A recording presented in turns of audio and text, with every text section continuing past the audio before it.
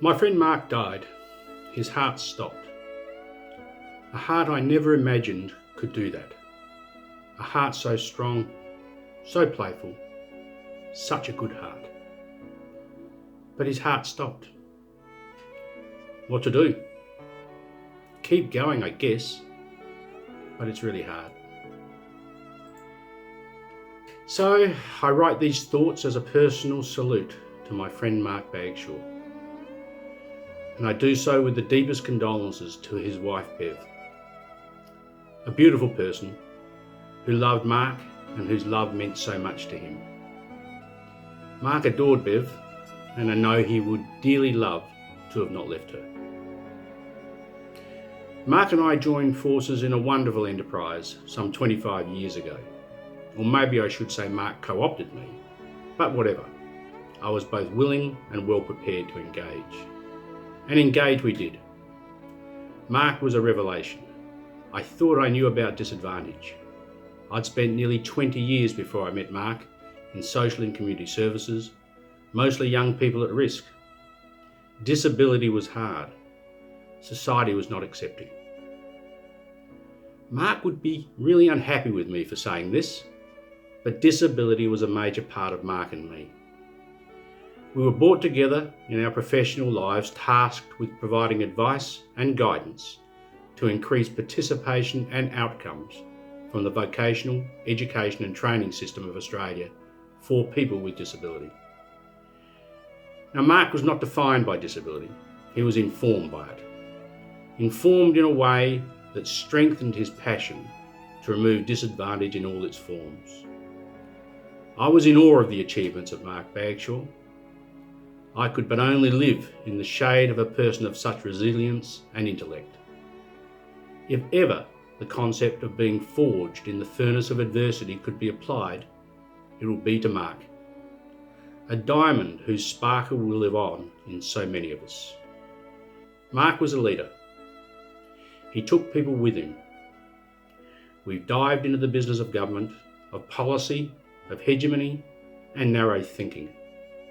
Never stepping back, but always trying to progress the idea, the simple idea of equity.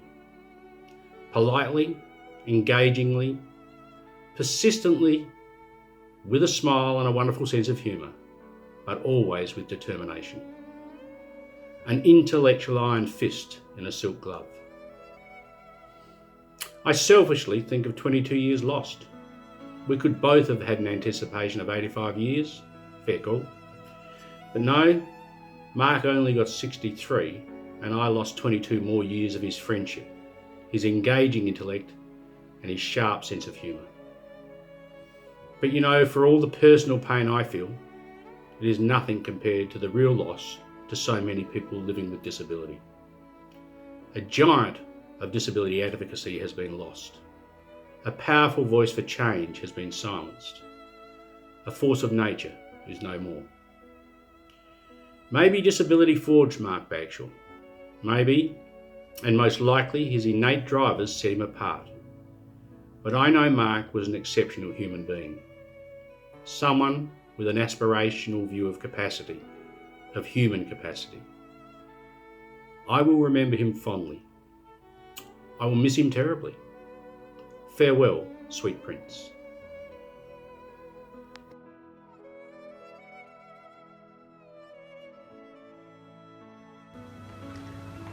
Mark is one of those special people that always made everything better. Some people suck the oxygen out of a room. Mark added to every occasion with his charm, with his laugh, everything about the guy. I remember one time he was coming over to Perth and he let us know, as he always did, and we met up with him. Unfortunately, we had booked a charity ball function for the night, that particular night, which was a Saturday night. Mark said, "Okay, what are we doing tonight?" I said, well, there's a charity function on, Mark, and yeah, he said, "Oh, good. When is it?" I was about 8 o'clock. Okay. Well, he said, "Is it formal?" I said, "Yeah." So he said, "Oh, well, I'll need to get a tux." I said, "Okay." So we knew a hire place, so we whizzed over to the hire place, and the lady was just shutting the shop. We're getting later in the afternoon. And so Mark gave her the old razzle-dazzle the minute he saw her, and she opened the shop straight away. And he chose the tux, and of course he looked like $1 million. Then he said to me, "Okay, you've got the tickets." And I said, "Actually, I'm going to have to pull in a few favours there because the tickets have been well sold a long time ago." So we managed to do that, get him a ticket. We all went to this function. We had the best time, and it was just typical of hanging with Mark. That was one of the best things you could do in life. Now, when he met Bev, well, everyone instantly loves Bev. So we were lucky enough to go to the wedding. Oh, wow, what a wedding. It was so romantic, so wonderful. They found one another after years and years of searching, and they made a great pair, a fabulous couple. We love them both.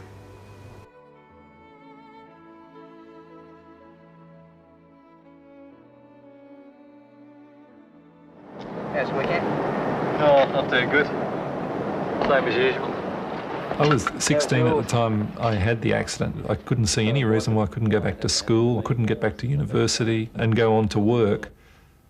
Now that I look back on it and know how difficult it really is, I was probably optimistic to the point of foolishness to some extent. But the reality is that I have been able to do those things anyway. And being able to plan it really took away a lot of the potential trauma of the whole thing. I applied for the job at IBM right at the end of my last year at university. It was a marketing trainee position.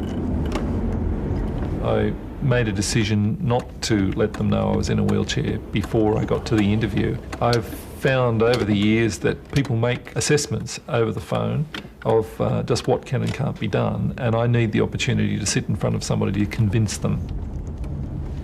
Hi Marianne. Hi Mark. Hi Mark. It all to me seemed to be a very straightforward process from my perspective, but I've subsequently learnt that it was quite a challenge to IBM because they didn't really know how to handle the situation. Certainly nobody with quadriplegia had come to IBM Australia before. I think over the years it's probably cost IBM a few dollars to support me. For example, I travel a lot in my job and I need someone to travel with me, particularly overseas, and IBM has always, without question, provided that sort of support. From IBM's point of view, I think they see a productive employee who is contributing far more to the business than I'm costing, and everybody costs money to employ anyway.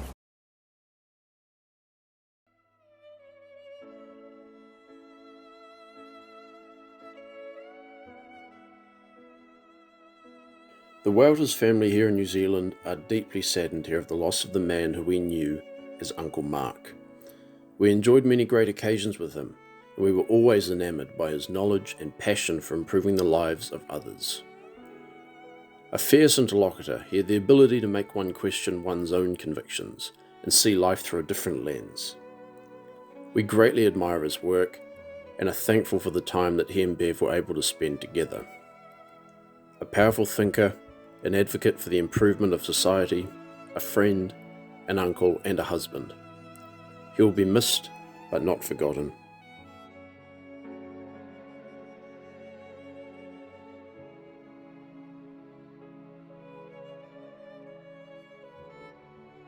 As Bev's sister, I've been asked to read the following piece on behalf of our parents, Mel and Mavis, and the greater extended Tobin family. Mark was a true gentleman who was committed to bettering the lives of others, especially in advocating for others with a disability. He was a person of genuine humanity, and we're sure that those who met him, both in a business and a personal capacity, from Australia and around the world will fondly remember him. Mel and Mavis first met Mark 15 or so years ago when they visited Australia. They were made very welcome by Mark and enjoyed the time that they spent together, getting to know each other. Mel recalls his most fond memory of Mark, that being the day when Mark called Mel asking for Bev's hand in marriage. Mel strongly remembers the gentlemanliness of Mark's conduct, saying that he will always remember that moment and the impression that he made, and that it was one of the nicest things that he had ever heard. Mark was always a gentleman both in word and in deed. We visited a few times over the years and got the same old Mark, welcoming and always having a laugh. The Tobin family abroad extend their deepest love and sympathy to Bev, Mark's family, and everyone else who knew Mark and has been moved by his passing. Mark, rest in peace. You have been a truly good man and friend to many.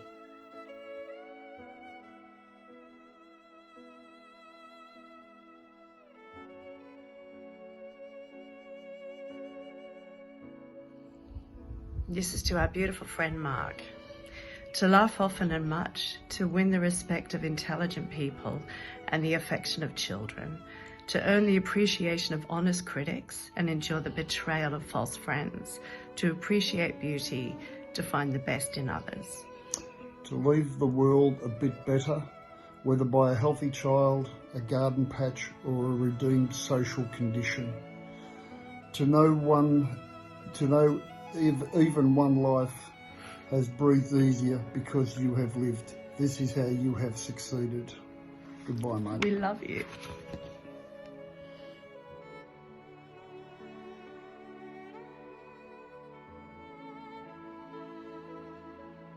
Mark was many things to many people. But I think for most of us, if your life was touched by Mark, it was changed by it, both because of who he was and how he lived his life. He spoke to the very best of the human spirit. To me, he was a confidant, he was a mentor at times, he was a co-conspirator at times. Mostly he was my friend, a friend that I was honoured and proud to have. He was a big human. He was always going to live a big life. Or as he would say and advocate as a right for all of us, an ordinary life. But his was a big ordinary life nonetheless. At the age of 16, like most teenage boys, Mark's ideas of his future life were vague, but they were hopeful and expectant. His injury at 16 didn't change that. In fact, it revealed what he was made of. Remarkably, in the hospital surrounded by well-meaning allied health professionals experienced in spinal cord injury, he told them where they could all stick their aspirations for him to get his socks on, eventually, within a couple of hours. Denial, they all said. He's not accepting the severity of his injury. The truth was, he was angry with other people telling him what his dreams, aims and goals should be now that he had an injury. They might be experienced in bodies not working so well, but they weren't in charge of his heart or mind or what he should aim for. Nor should they be, nor should anyone be. He contacted IBM, got a computer sent to the hospital and continued his study with a trademark steeliness that he was entitled to continue to keep living his life expectantly. After graduating university, he applied for a graduate position to IBM, omitting the part about his disability. He rolled into an interview to a quite surprised interviewer and said, "Let me step you through the role and how I can do it." 25 years later, he left IBM as the International Marketing Manager for Australasia. That was Mark Bagshaw. He fought to overcome the barriers that he faced for both himself, and then he fought fiercely for others. And there were daily barriers. Why, if he missed a bus by 1 minute, would it take 90 minutes and 3 bus cycles for another accessible bus to come round so that he could just get to work? Why would it be this way? Why aren't they all made accessible so that people can participate? And cabs, there was always hours-long waits at the end of the night. And getting out of bed and getting to work in the morning was an hours-long process for Mark. So why would people make this part of participating hard? He wanted every person with a disability or at the age of 16 who acquired an injury like his to be asked what they want to do when they're older, and to have the lister expect to hear hopes and dreams as they would with anybody else. And he wanted all people who face challenge to feel that they were able to respond to it. I just remember how deeply satisfying he found a project where they got computers into newly acquired spinal cord injury patients at the hospital so that they could see how they could learn, communicate. Mark lived life to the fullest. He was passionate. He loved travelling, music, art, Italy, some of the finer things, like his platinum membership at Qantas, and the not so obviously finer things, like Phil Collins. He was incredibly adventurous. He's been scuba diving, skydiving, and owned and run a boat. And his love for automated technology was absolutely palpable, as was his love for his beautiful wife, Bev. What made this big, ordinary life extraordinary is that despite the challenges he faced to get on with his day and create a big, full life for himself, he fought with everything he had for others to not have the obstacles in their way so that they could have the life that they dreamed of, whatever that was. I heard recently someone say that a pioneer spirit is distinguished by how we fall, not how we fly. He was a pioneer spirit in every sense, and he changed all of us whose lives he touched. Fearless like no other I've ever known. He was what self-confidence and self-belief looked like. He was incredibly generous, wonderfully irreverent, charming, and whip-smart. I will miss him dearly. Mark, he left the world a better place, and I hope that collectively we can carry the torch and keep pushing forward in equity of opportunity for everyone.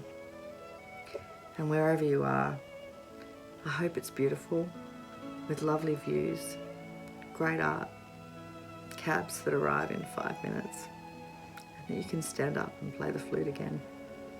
Goodbye, my beautiful friend.